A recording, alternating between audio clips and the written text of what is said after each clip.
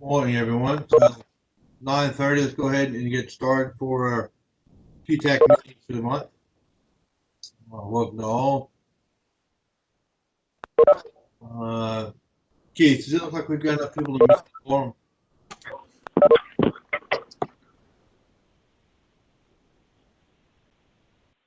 I believe so, Brian. We'll go ahead and let Pavitra start read the meeting disclaimer and then do the roll call from there. I think we're all right. All right, excellent. If you haven't met her so far, Pavitra replaced Mike Kimbrell as the Deputy Executive Director for the TPO, and welcome her to her first Ttac meeting of the year with us.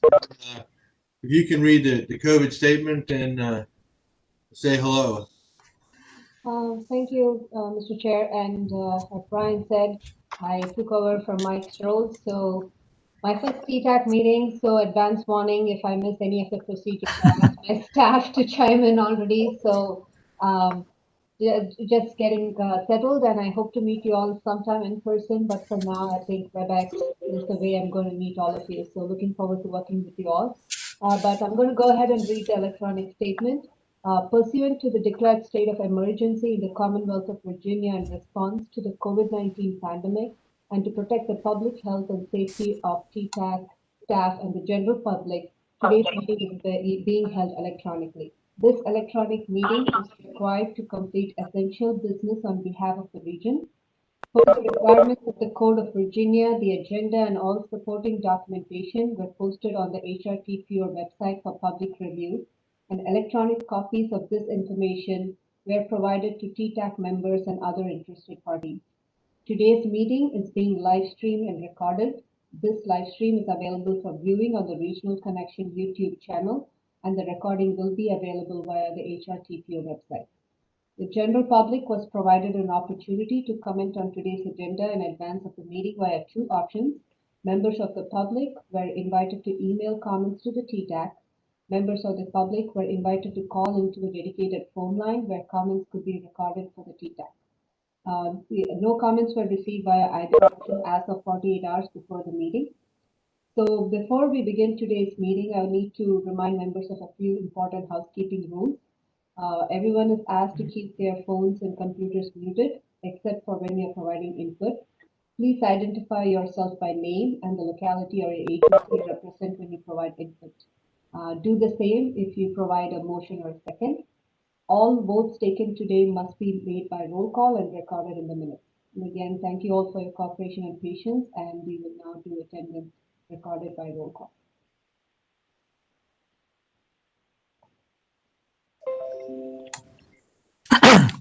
Benjamin Cameras.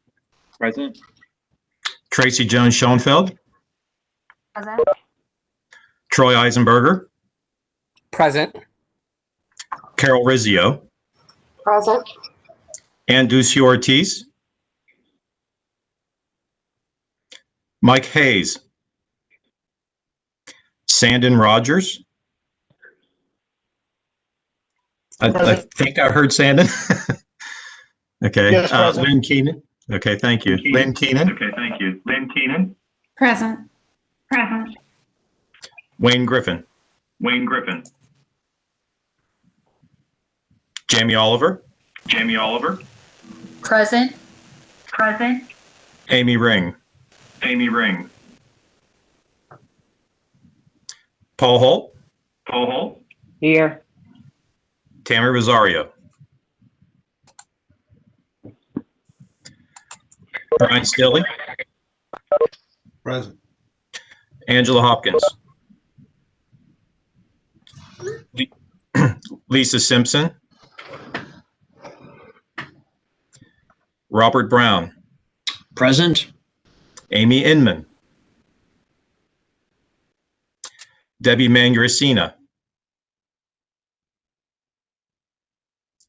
Dannon O'Connell. Garrett Fegans. Ellen Roberts. Carl Jackson. Here. James Wright. Beth Lewis. Michael Johnson. Lynette Lowe. Robert Lewis. L.J. Hansen. Jason Souders. Here. Rick Lohman. Here. Phil Pullen. Here. David Jarman. Here. Dan G. Clayton III. Carolyn Murphy. Present. Aaron Small. Earl Anderson.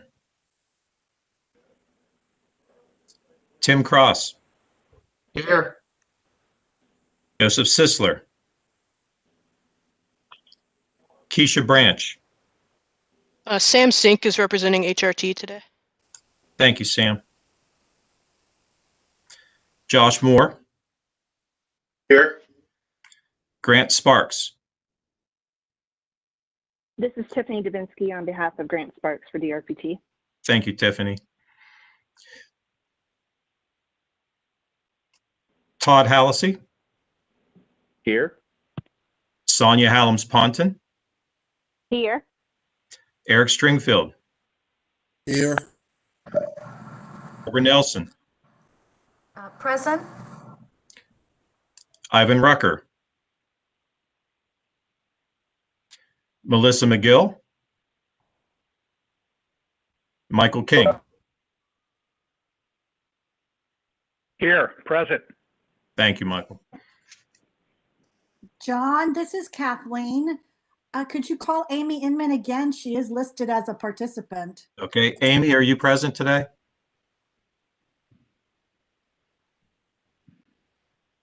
Maybe you can type something in chat, Amy, if you're having trouble with your audio. Thank you.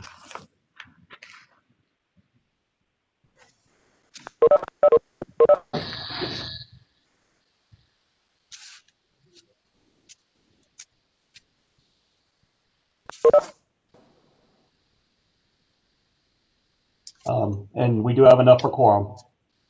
Thanks, Keith. Excellent. I move into item number 2, approval of the agenda.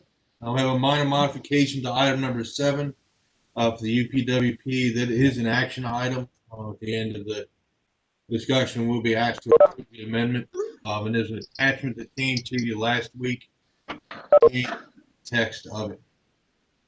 They want to have Hi. other modifications to see. Hi, this is Amy Inman. I don't know why I couldn't get this sound, but I'm here.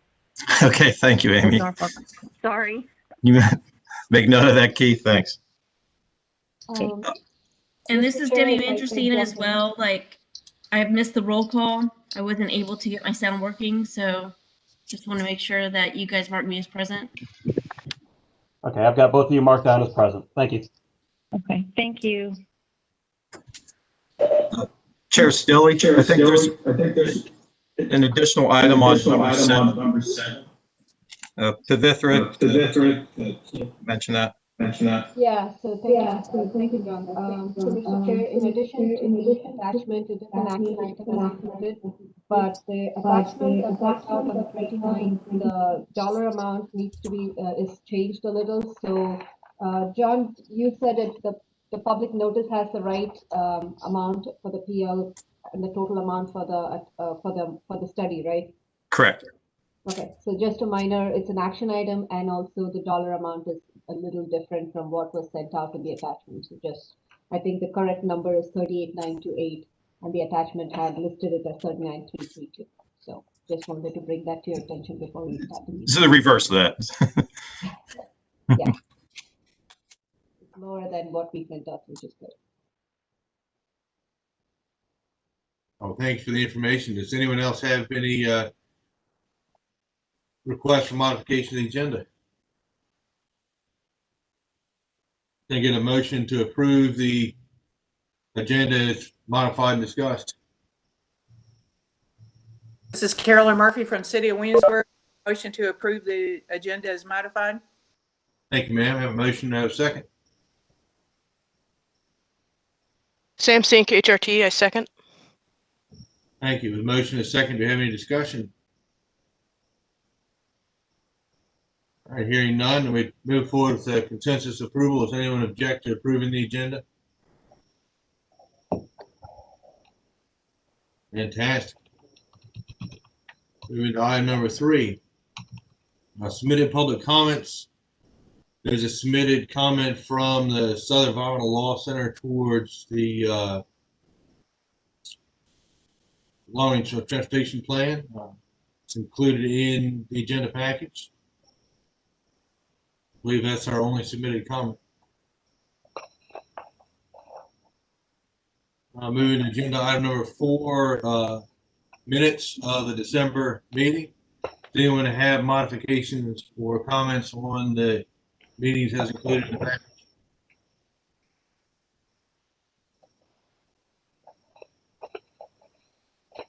I'm sorry. This is the consent items. Meetings minutes being the first piece. Does anyone have comments or questions on any of the consent items?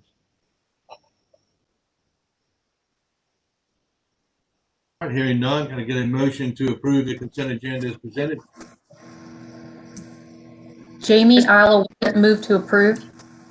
Carolyn Murphy, Berg, second. Excellent. Motion is second. Do you have any discussion on the motion? All right, hearing none, let's proceed with the roll call vote. Ben Cameras, Yes. Tracy Jones Schoenfeld, Yes. Troy Eisenberger, Yes. Carol Rizzio, Yes. Sandon Rogers. Sandon Rogers, thank you. Lynn Keenan, Yes. Jamie Oliver, Yes. Paul Holt,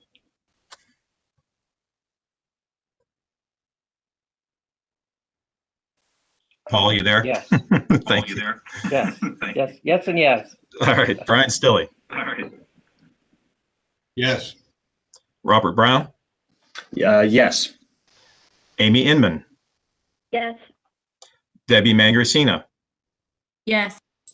Carl Jackson, Yes. Beth Lewis,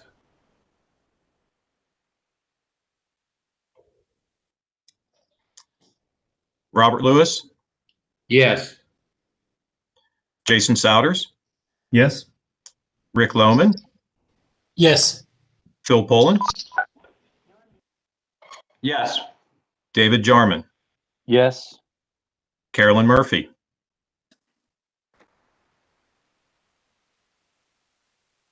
Tim Cross, Yes. Sam Sink,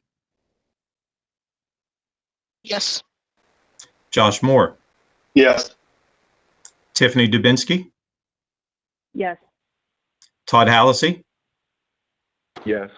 Sonia Halloms-Ponton, Yes. Eric Stringfield, Yes. Barbara Nelson, Yes. and there are a couple we missed there. Beth Lewis, Yes. thank you, Beth, and Carolyn Murphy, Yes. thank you.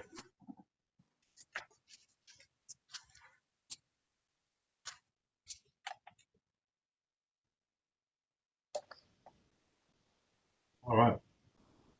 Now that the motion passes, moving on to item number 5, the 2045 Long Range Transportation Plan update. Ms. Stiff. Good morning, everyone, and Happy New Year.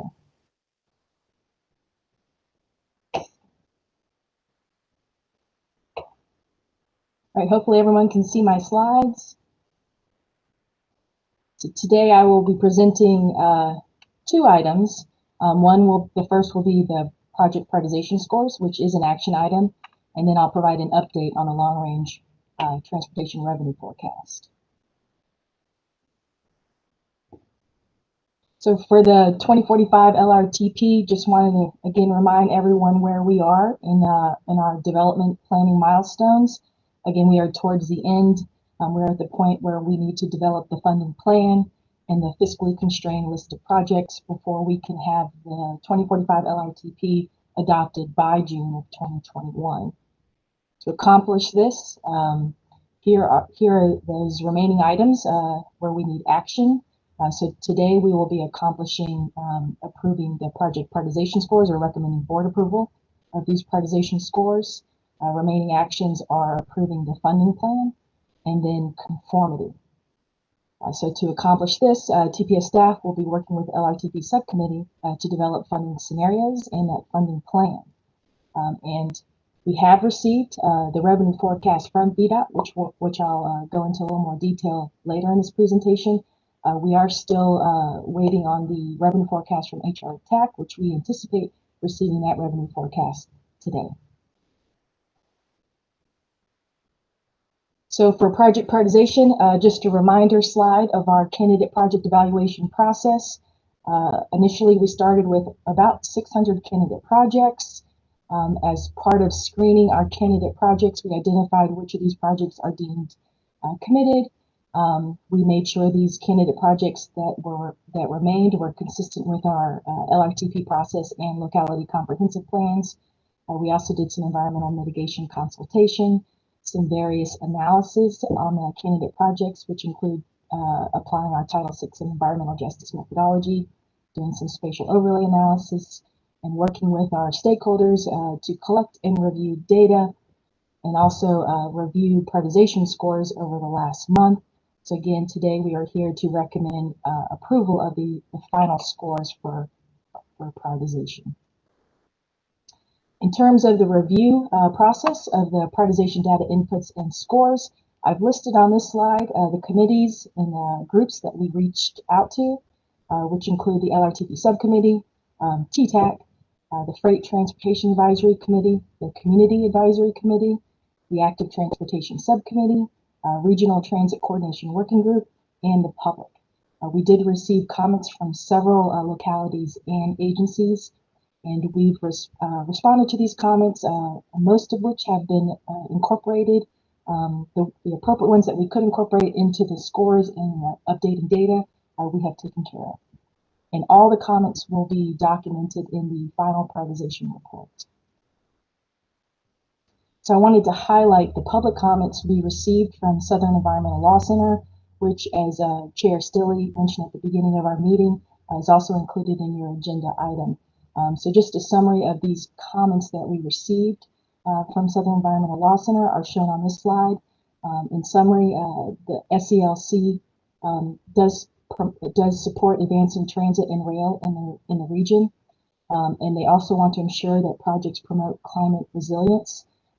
SELC does acknowledge that the TPA and localities have taken some noteworthy steps in this effort to promote climate resilience. They did note some candidate projects that they do have some concern with.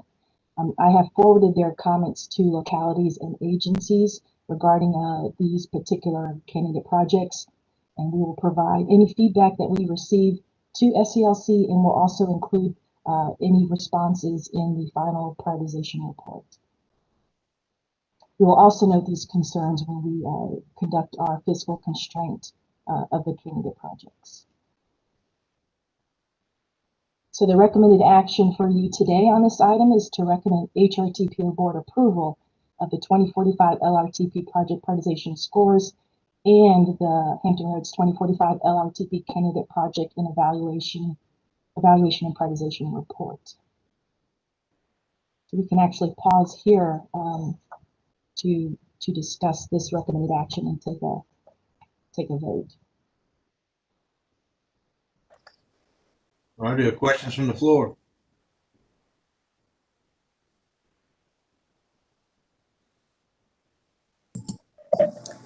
This is Jamie with Isle of Wight.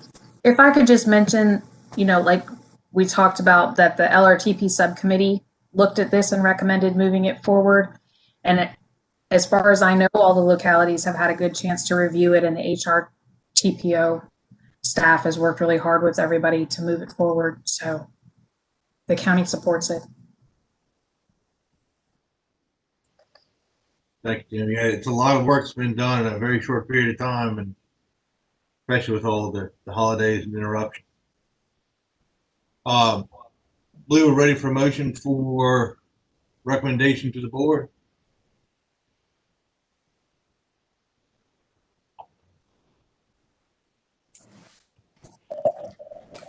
Mr. Chairman, this is Robert Lewis. I recommend approval. Thanks, sir. It's Carl Jackson from Portsmouth. I'll second that. Thank you, Carl. Do we have any discussion on the motion? All right, hearing none, we'll proceed with roll call vote. Yes. Ben Cameras. Tracy Jones Schoenfeld. Yes. Troy Eisenberger. Yes. Carol Rizzio. Yes. Sandon Rogers. Yes. Lynn Keenan. Yes. Jamie Oliver. Yes. Paul Holt. Yes. Brian Stilley. Yes. Robert Brown. Yes. Amy Inman. Yes. Debbie Mangracina. Yes. Carl Jackson. Yes. Beth Lewis. Yes. Robert Lewis. Yes. Jason Souders. Yes. Rick Lohman. Yes. Phil Pullen. Yes. David Jarman. Yes. Carolyn Murphy. Yes. Tim Cross. Yes. Sam Sink. Yes. Josh Moore.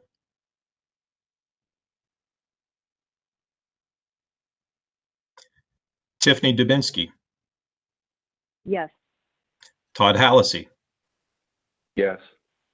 Sonia Hallams-Ponton.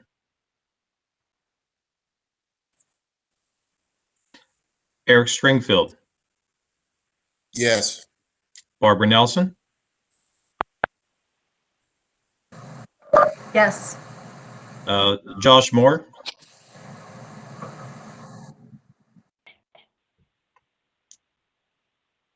Okay, and Sonia Hallams-Ponton.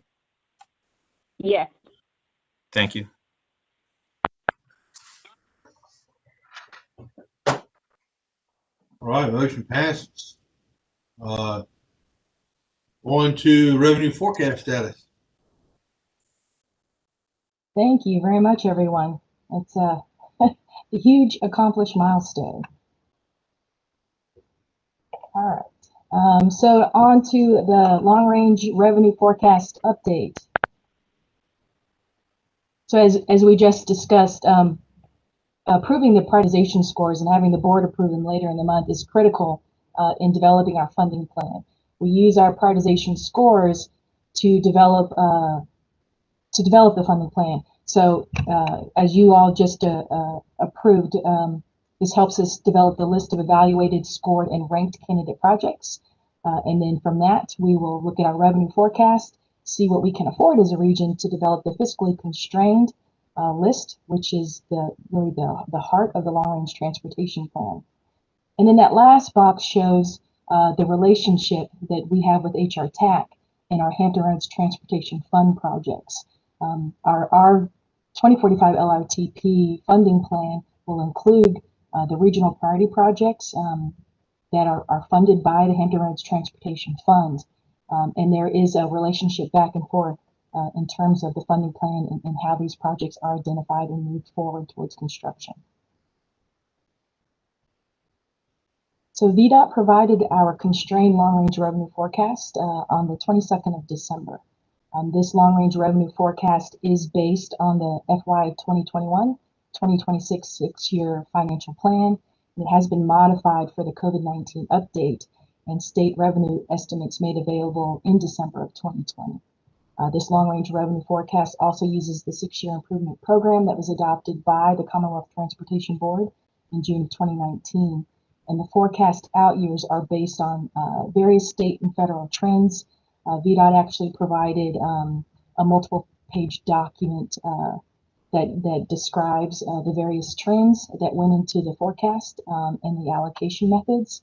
I believe Wendy Thomas said that she's going to try to present either to the LRTP subcommittee or Ttac maybe later in January or early February for those stakeholders that may have more detailed questions. So the next few slides will be a summary of the forecasted revenues for Hampton Roads.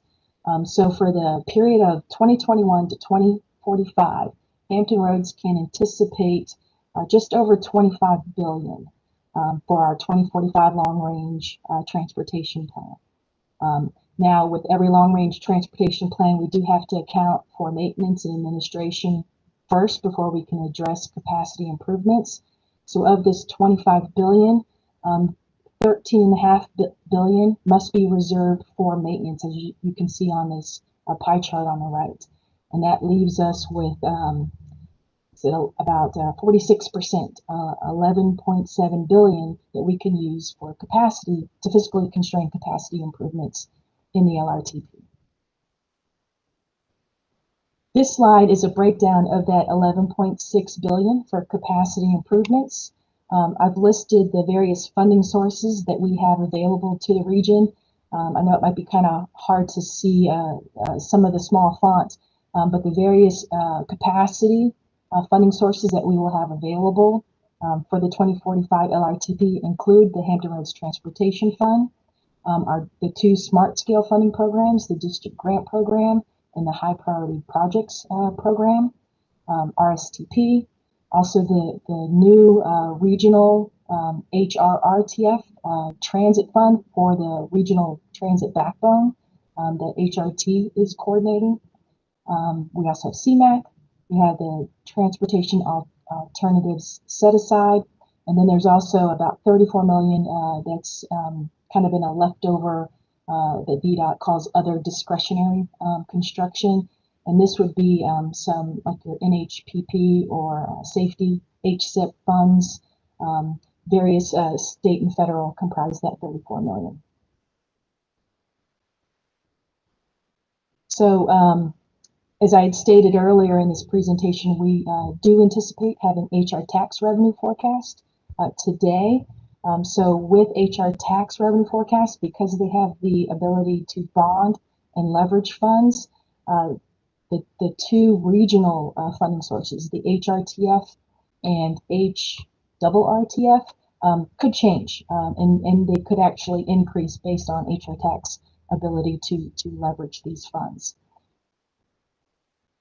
So looking ahead in terms of fiscal constraint and developing the funding plan for the 2045 LRTP, we've already have our prioritization, evaluation, and prioritization.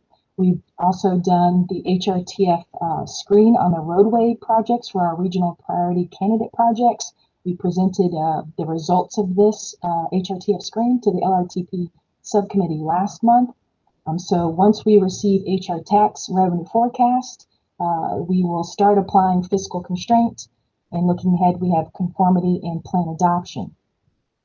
For fiscal constraint, working with the LRTP subcommittee, we have already identified and the subcommittee has approved guiding principles for fiscal constraint. So we will use this guiding principle to develop the funding plan, as well as the selection guidelines for the regional priority projects. I know that these graphics are hard to read on the screen, so we will make this presentation available for anyone that wants to look in depth. And again, working with the LRTP subcommittee over the next month, we will be using these guidelines to develop our 2045 LRTP funding plan. So this is just a summary of next steps. So we have the board. We will be presenting to the board later this month to approve the final project prioritization scores. In terms of the funding plan, again, working with the LRTP subcommittee really over the next few weeks to develop funding scenarios. These funding scenarios and the draft fiscally constrained list of projects will go out for public review. According to our public participation plan, this list of fiscally constrained list of projects must have a 30-day public review. So we will likely start the review process in order for us to meet our June deadline prior to the next Ttac meeting. So I would recommend that any Ttac members, if you want to be more involved in the details of developing the funding scenarios, please attend the LRTP subcommittee meetings that we'll be having over the next few weeks. In terms of action items, we will have Ttac approve the funding plan, which will include the fiscally constrained list of projects.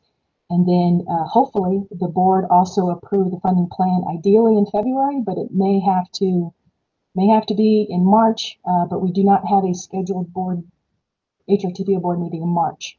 Then we also have a conformity that we need to start ideally in March in order to again meet that June 2021 deadline.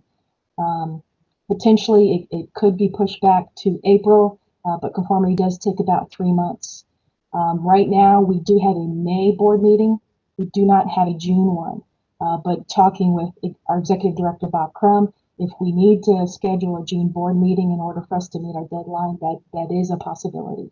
But we are trying to still work to have the board approve the 2045 LRTP by May of 2021. But it's going to be challenging to say the least. So that concludes my presentation. I'd be happy to take any questions. Yeah, Dale, this is Amy Inman. I have a question. I need you to go back to the slide. I think there was one slide. I didn't quite catch this slide. This one? Right, so I see here that you have regional priority projects and you're talking about the Hampton Roads Regional Transit Fund. What do you mean by that? So for this particular slide for fiscal constraint, these regional priority project selection guidelines will only be for highway projects. When the LRTP subcommittee approved these, the regional transit funds was still being established and still new. And my understanding is for the transit funds, that's really only for the regional backbone. Okay, so I mean, I'm still concerned that the TPO continues to decline to have a conversation about this.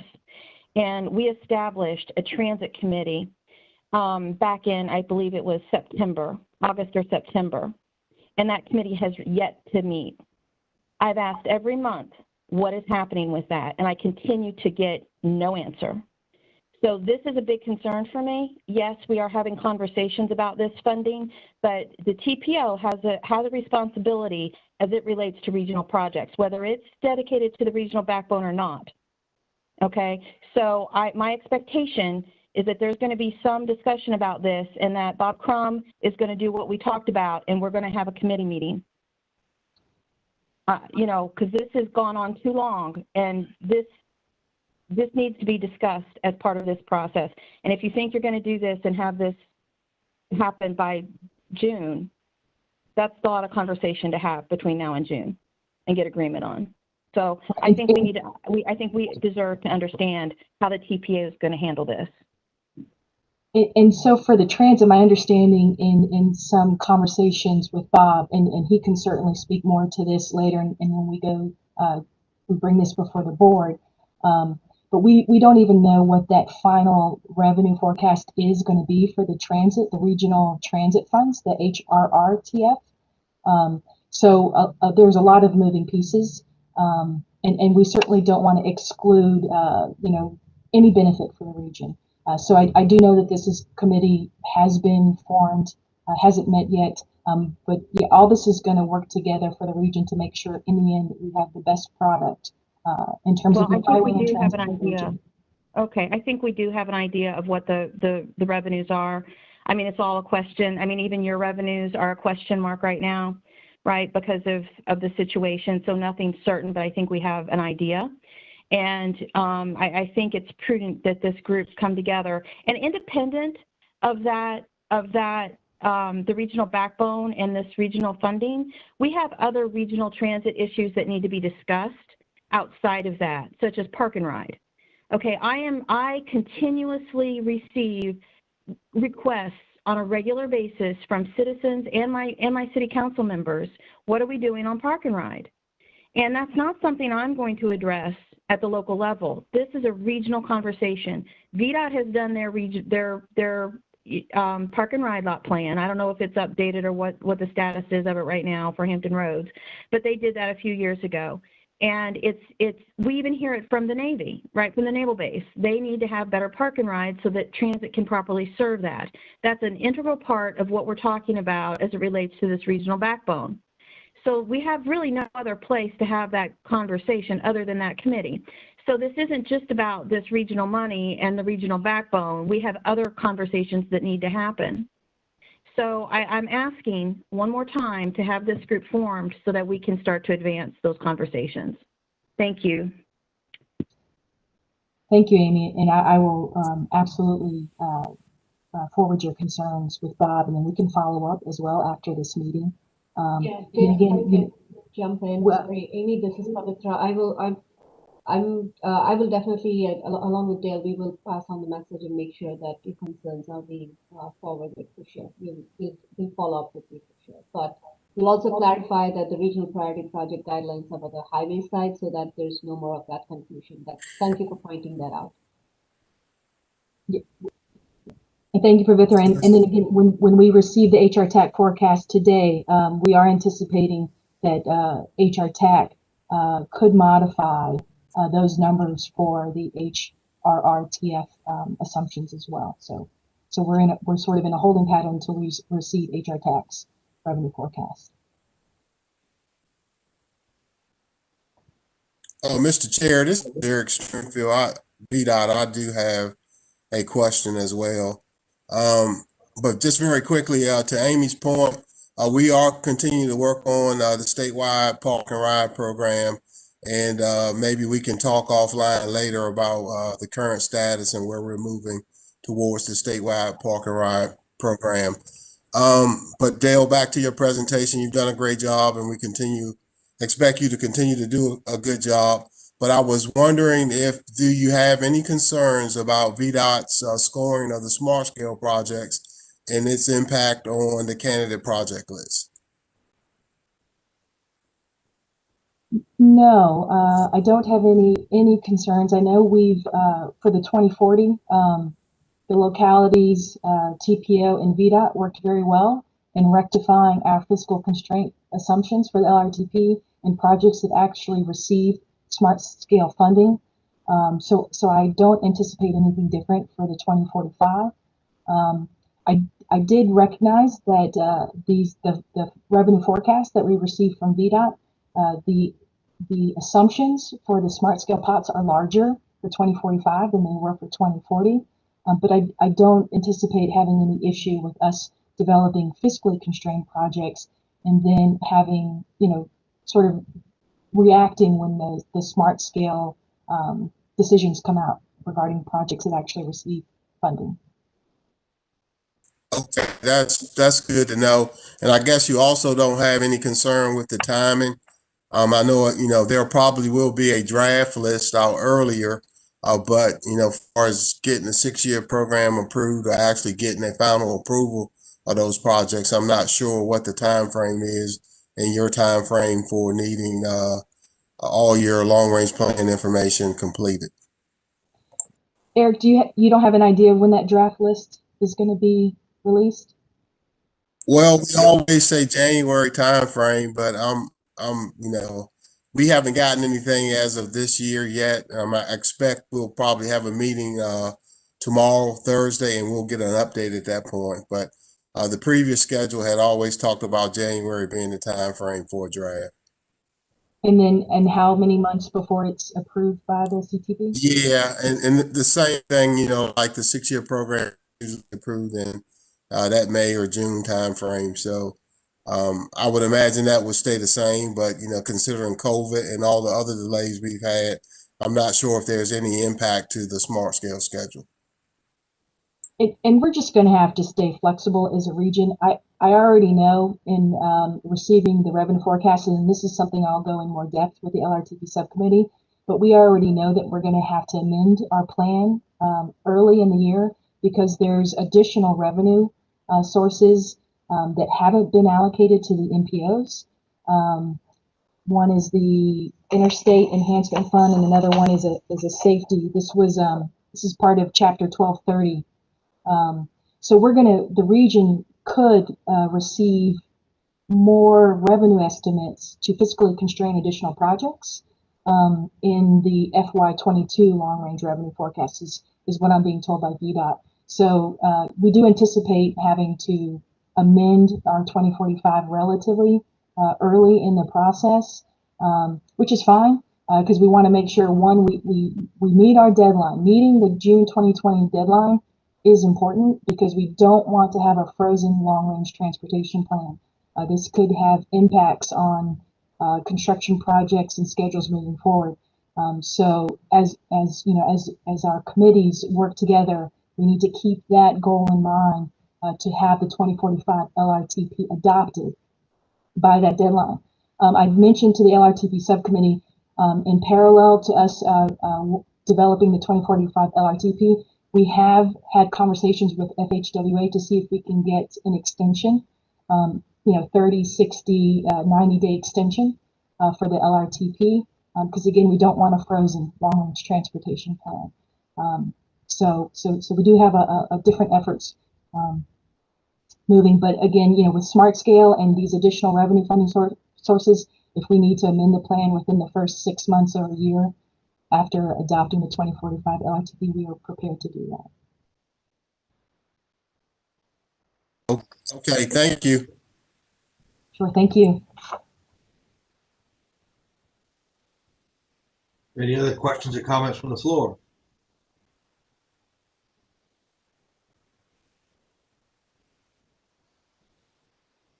All right, hearing none, thank you for the presentation. And we'll have the conversation. We'll move on to agenda item number 6. MAP 21 FAST Act, Regional Performance Measures and Targets. Mr. Nichols. Good morning. Give me just a second here to get the presentation up. Looks like we're good to go there. So, good morning. Today I'll present maybe not quite as exciting a topic as the LRTP, but I'll do a presentation today on the Regional Performance Measures and Targets update that we have to do for 2021. So just as a reminder, MAP 21 and the FAST Act require that states and MPOs use a set of federally established performance measures, and we must also set targets and monitor progress for each of these performance measures. So TPO staff works in cooperation here with the Ttac to produce these targets. And as part of this effort, the Ttac a few years ago formed a Regional Performance Measures Task Force to assist with this effort.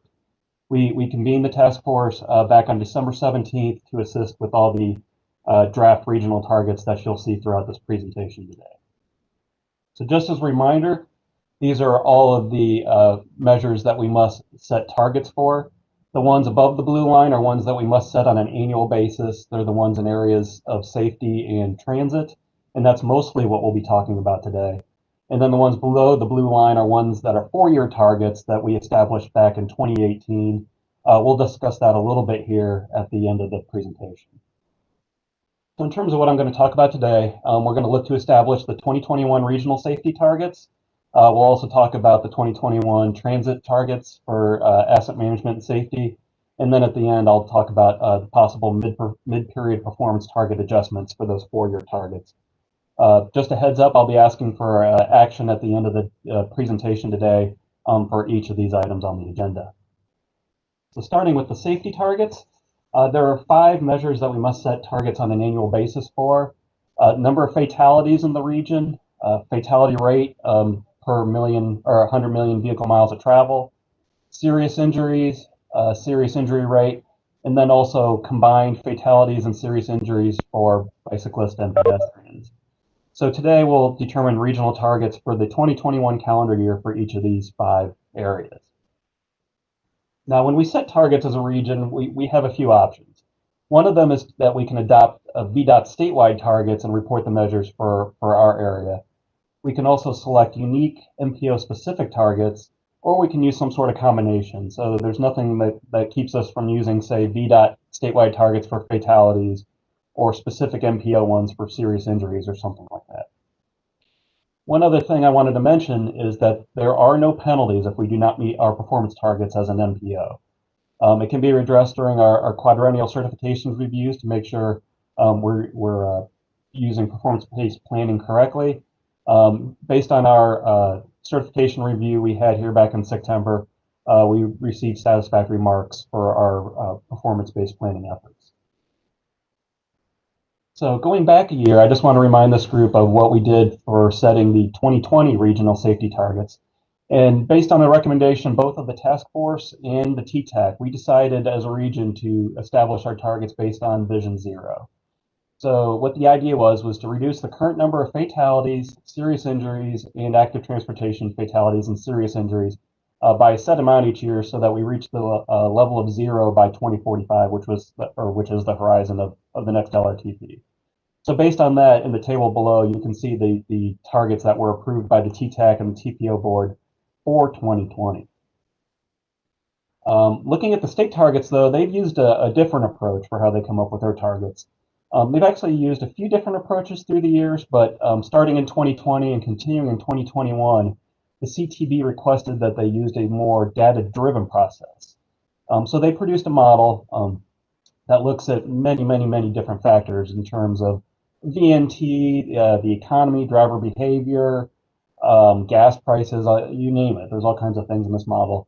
And it spits out an annual projection of what they think the number of fatalities will be, serious injuries, and the like, based on all these factors that go into the model.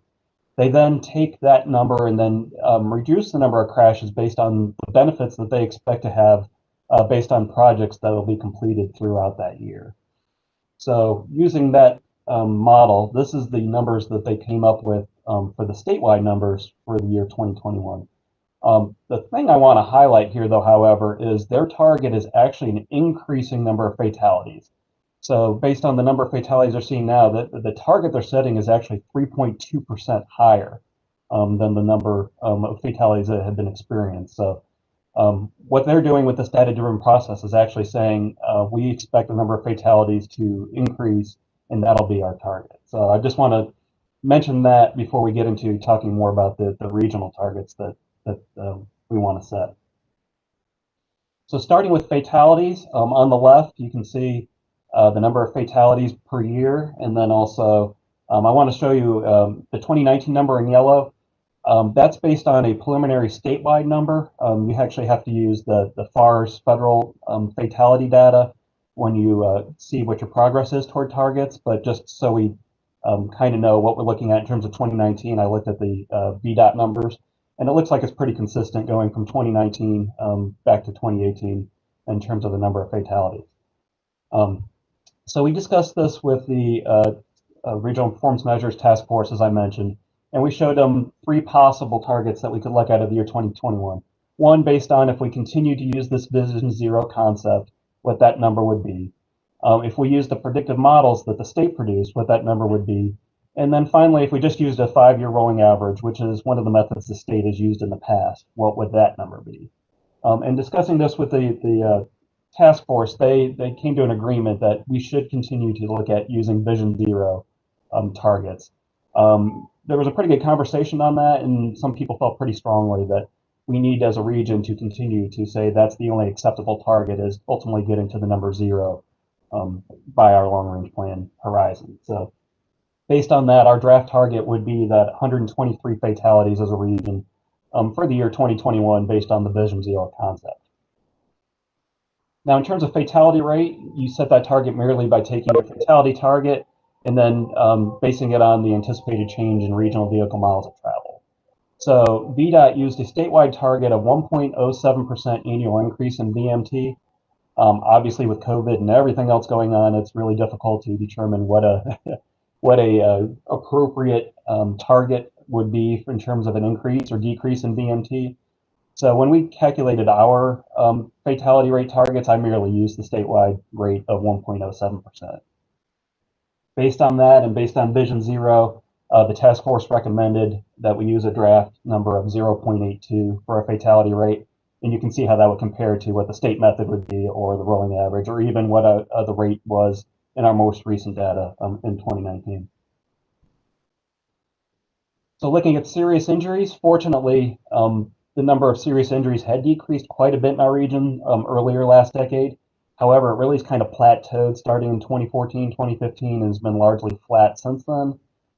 As I mentioned last month when we looked at our impacts of COVID, unfortunately, we've seen increases in terms of number of fatalities and even serious injuries in our region throughout COVID, in spite of a decrease in BMT. So that's unfortunate to see. But based on our discussion with the task force, once again, they thought Vision Zero target would be the direction to go on this. And you can see that that would be 1,433 serious injuries as a target for the year 2021. Same thing with serious injury rate. You base it on what your projected BMT increase would be. So assuming Vision Zero targets and a 1.07% annual increase in BMT, you get a serious injury rate of 9.61. Finally, looking at bike and pedestrian fatalities and serious injuries combined, it's been up and down through the years, as you can see on the chart. Our preliminary number for 2019, once again, based on the VDOT data, is 190 fatalities and serious injuries. So that is a little bit of an increase from what we saw in 2018, but it's pretty much in line with what we've seen here over the last decade. The task force on this, once again, recommended we use a Vision Zero target for bike and pedestrian fatalities and serious injuries. So based on that target, the 2021 target for this would be 175. So at the end of the presentation today, I'll ask for approval on these Vision Zero targets for safety. But just before I move on to the next topic, I did just want to give an opportunity if anybody had any questions about the safety targets before we move on to transit.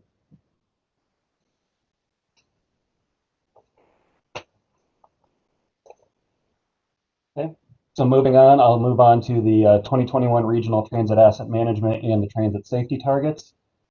As a reminder, these are the targets that you must set for the region in terms of transit asset management. There are 4 asset types, so rolling stock, that would be your buses, ferries, light rail vehicles, trolleys, things like that. You had equipment and service vehicles, so really any non-revenue vehicle that the transit agency uses. Infrastructure, which in our region largely means the condition of the light rail infrastructure on the tide. And then facilities, which is the condition of facilities such as parking facilities, maintenance, administrative facilities. So Tier 1 agencies, which HRT would be an example of a Tier 1 agency, must develop and carry out their own transit asset management plans, and they must set their own targets. Smaller agencies, which are known as Tier 2 agencies, such as Wada and Suffolk Transit, are eligible to use group TAM plans. And both Wada and Suffolk Transit have chosen to use DRPT's statewide targets that they produced as part of the statewide transit asset management plan. So the draft regional targets you'll see here on the next couple slides are entirely based on a weighted average of these HRT, Wada, and Suffolk Transit targets.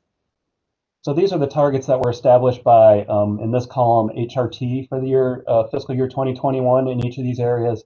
And then in the right, they're the statewide numbers and that apply to Wada and Suffolk Transit. So merely taking those numbers and doing a weighted average based on, for example, the number of buses that are in HRT's fleet versus the number of buses in Wada's and Suffolk Transit's fleet, we produce this table, which is the regional, the draft regional targets for each of these areas. Once again, at the end of the presentation, I'll ask for approval of all these targets, and we'll have these on that list. Moving on to transit safety, starting new here in 2021, MPOs must establish regional transit safety targets and also incorporate it into their transportation improvement plans and their LRTPs. So these are the 4 areas where you must establish transit safety targets for. The first one is fatality. So that's the total number of fatalities per year on transit, and also the rate. And it's the rate per total vehicle revenue miles for each mode of transit. Same thing for injuries, total number of reportable injuries per year, and also the rate per vehicle revenue miles by mode. Total number of safety events per year, and also the rate of safety events per year. And finally, the system reliability, which is the distance between major failures in the system. So this is very similar to what you see with the transit asset management targets in that Tier 1 agencies must develop and carry out their own public transportation agency safety plans, and Tier 2 can participate in the state plan. So once again, like we did for transit asset management, the safety targets are based on a weighted average of the HRT, Wada, and Suffolk transit targets. So this slide here shows you the targets that HRT established as part of their public transportation safety action plan. You can see they have a target of 0 fatalities for fiscal year 2021, 76 injuries on the bus system and 0 on the others, and total number of safety events, 56 for bus, 5 for light rail, and then these distances between major failures. And then this is also the rates that they set for their targets based on 1 per 100,000 revenue miles on their system. Now for the Wada and Suffolk transit targets for transit safety, theirs are all based on the statewide number, statewide rate rather, established in the DRPT plan, and then applied to the number of miles in their systems. So you can see what Wada's and Suffolk Transit's targets are based on the state plan. Once again, do a weighted average per revenue mile, and then this is the list of the draft 2021 HRTPO transit safety targets that you will be asked to approve at the end of the presentation today. So with that, I'll open it up in case there are any questions about the transit asset management or safety targets before I wrap up the presentation talking about the mid-period performance target adjustment. Thank you. Do you have questions or comments from the floor?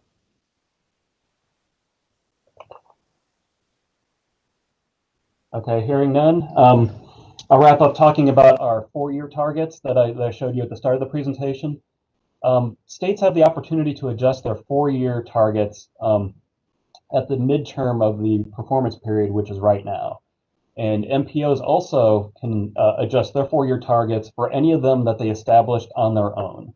So I'll go to the next slide and I'll show you any of the 4-year targets that we set an MPO specific target, but just know that any of them where we did do that, we are allowed to adjust them at the mid-period of the 4-year term.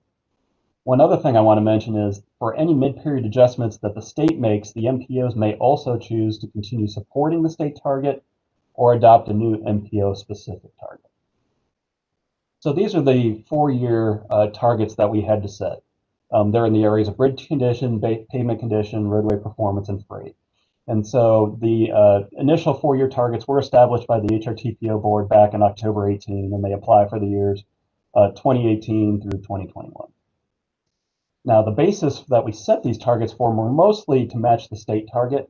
However, there was one where we decided to set an MPO specific target, and I'll explain why later. But that one is in the NHS National Highway System bridge deck area in good condition.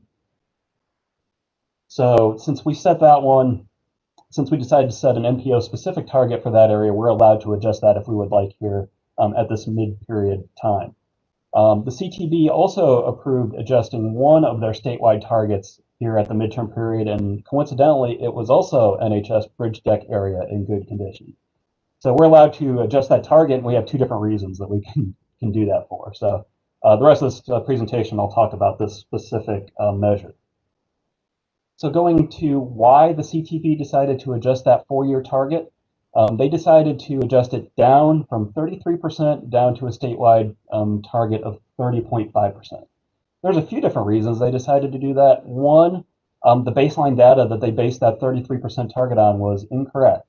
It actually should have been 1.6% lower, and there's a number of reasons. The primary reason is it did not include federally owned bridges or border bridges.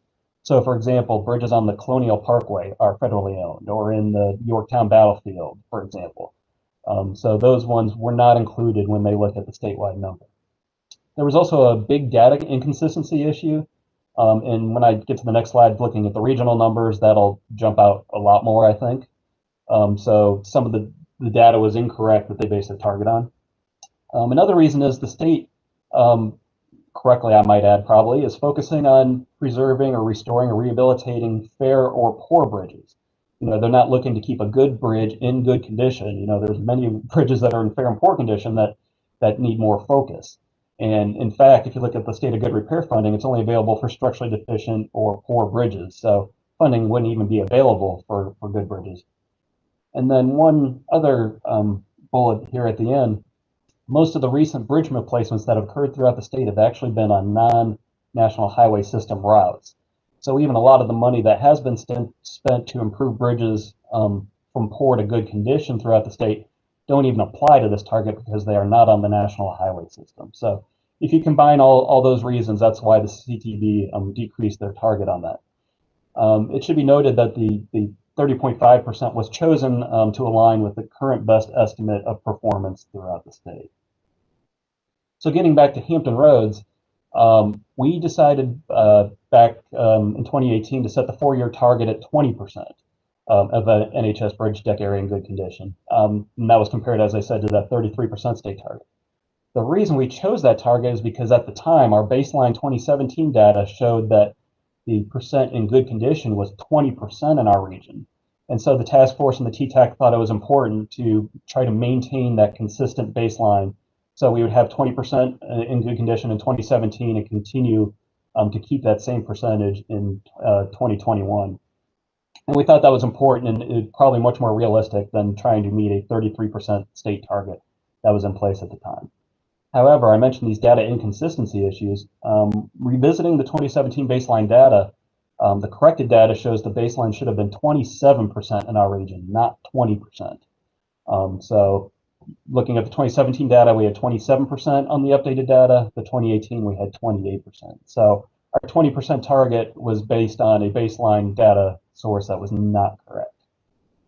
So we brought this up with the task force last month, and they recommended using the same theory and keeping the same baseline percentage in good condition, but however, updating it to reflect the new baseline data. So they recommended updating our 4-year target for NHS bridge deck area in good condition up to greater than 20% to maintain that baseline instead of using the 20% data.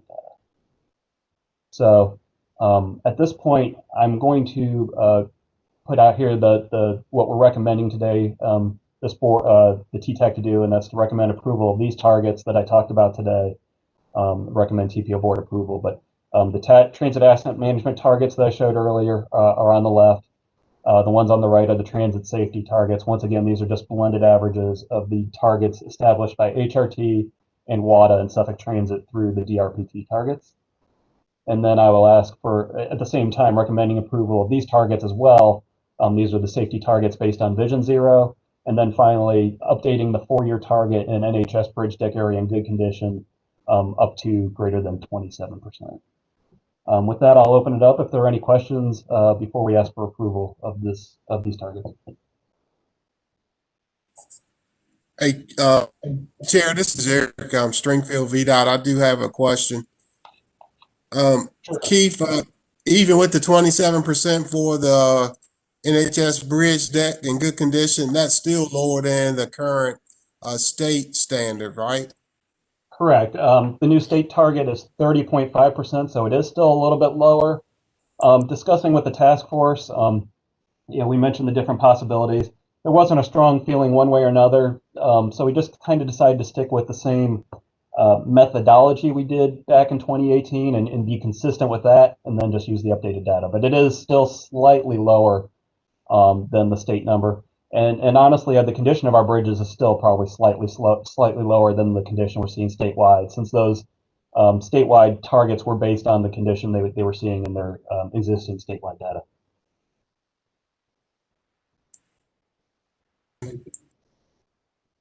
Thank you, Eric. We have any other questions, comments from the floor?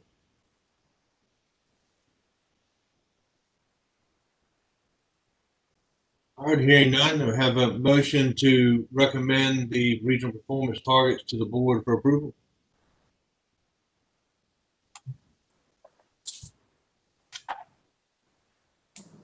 This is Eric Stringfield, motion. Thanks, sir. Do I have a second?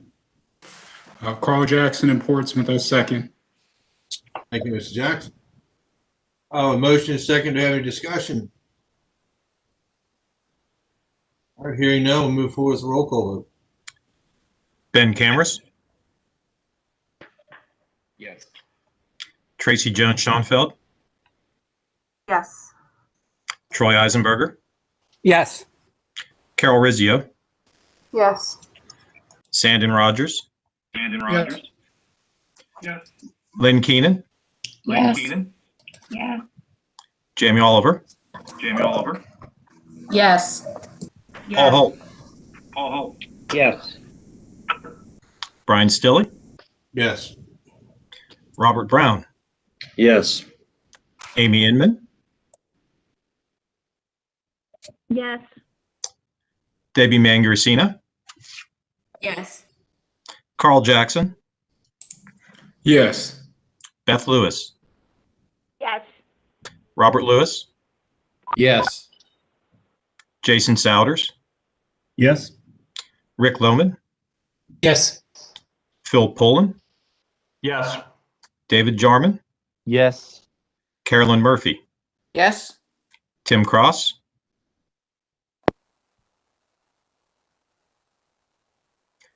Sam Sink, Yes. Josh Moore, Tiffany Dubinsky, Yes. Todd Hallisey, Yes. Sonia Hallams-Ponton, Yes. Eric Stringfield, Yes. Barbara Nelson. Yes. We'll drop back Tim Cross. Yes. Thank you. And Josh Moore.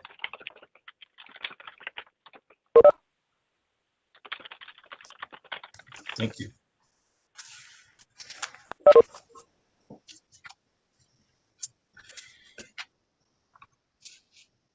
All right, motion passed. Thank you. Moving to agenda item number 7, the fiscal 2021 Unified Planning Work Program Amendment. Dr. Case. Yes, thank you, Mr. Chair. As we discussed last month, the Ttac no longer needs the original 8.5 project, which was related to satellite wagering facilities. And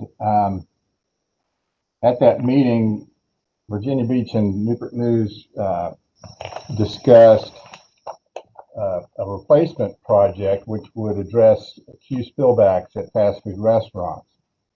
And so we've worked with them and developed a scope which was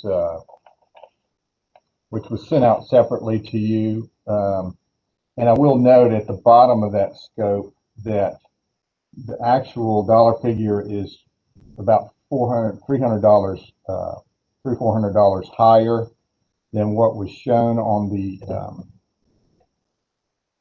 on what was emailed, and that's due to complexities of the way our system works. Anyways, 39,332 is the actual figure, and so anyway, we are asking your approval for changing the UPWP. And I'll look for a motion or discussion, either one. Yeah. This is Rick Lohman. Go ahead, Rick. I'll make a motion to approve it. All right, thank you. Have a motion. Have a second. This is Troy from Chesapeake, second. Thank you, gentlemen. Have any discussion? Hearing none, we'll move forward with the roll call vote. Ben Cameras, Yes. Tracy Jones-Schoenfeld, Yes. Troy Eisenberger, Yes. Carol Rizzio, Yes. Sandon Rogers, Yes. Lynn Keenan, Yes. Jamie Oliver, Yes. Paul Holt, Yes. Brian Stilley, Yes. Robert Brown, Yes. Amy Inman, Yes. Sorry. Yes. thank you, Amy, Debbie Mangaricina, Yes. Carl Jackson, Yes. Beth Lewis, Yes. Robert Lewis, Yes. Jason Souders, Yes. Rick Lohman, Yes. Phil Pullen, Yes. David Jarman, Yes. Carolyn Murphy, Yes. Tim Cross, Yes. Sam Sink, Yes. Josh Moore, Tiffany Dubinsky, Yes. Todd Hallisey, Yes. Sonia Hallams-Ponton, Yes. Eric Stringfield, Yes. Barbara Nelson. Yes. Thank you.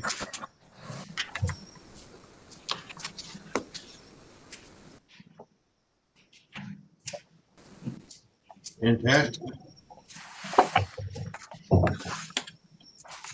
Moving to agenda item number 8, special studies for the fiscal 22 Unified Planning Work Program. Dr. Case. Yes, thank you, Mr. Chair. Well, as we try to wrap up our second half of this fiscal year, we're looking forward to next fiscal year, which starts in July.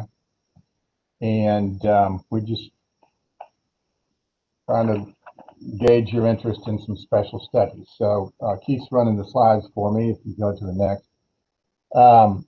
Most of you are familiar with our Unified Planning Work Program. I say ours, it actually includes the transit agencies and VDOT in the spending of federal transportation dollars.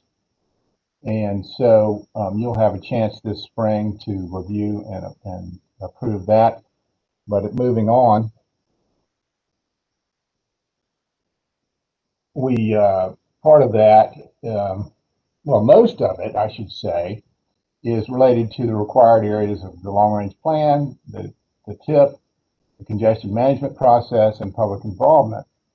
But each year we tend to include a few special studies, and that's the topic of today's discussion and request. In recent years, in fact, we're wrapping up now a Hampton Boulevard corridor study, and we've already presented to you the impact of trails on nearby home values. Keith is working on the impact of tolls on Midtown and downtown. You'll see soon the Amtrak fares, Virginia versus other states. And we just mentioned and approved the addressing drive-through queue spillbacks. Next.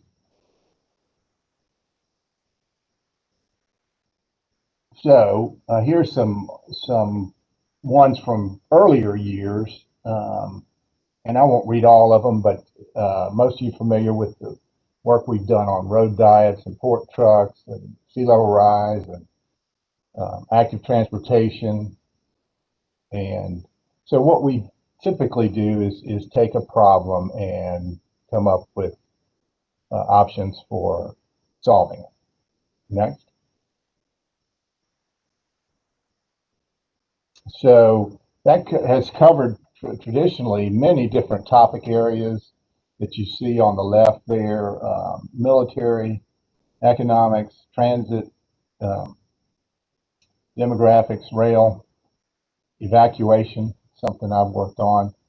And of course, there's always something new out there. Next. So simply, we're just asking you to send me any study needs you might have for next fiscal year. If you'd send them in the next few weeks, that'd be appreciated.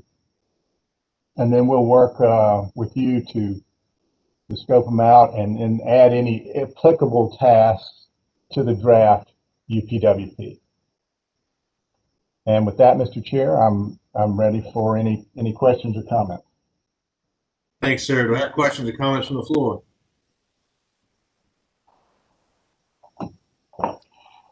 All right, you get your ideas in and requests in, and the utmost help. All right, agenda item number 9, 3-month tentative schedule. We have meetings scheduled in February, March, and April.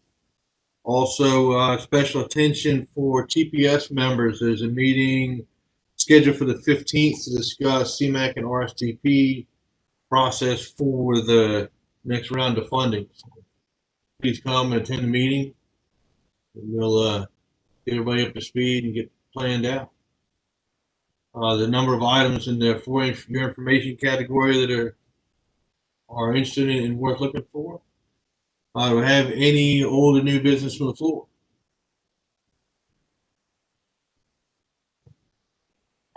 All right, hearing none, thanks for coming today, and we'll see you again next month.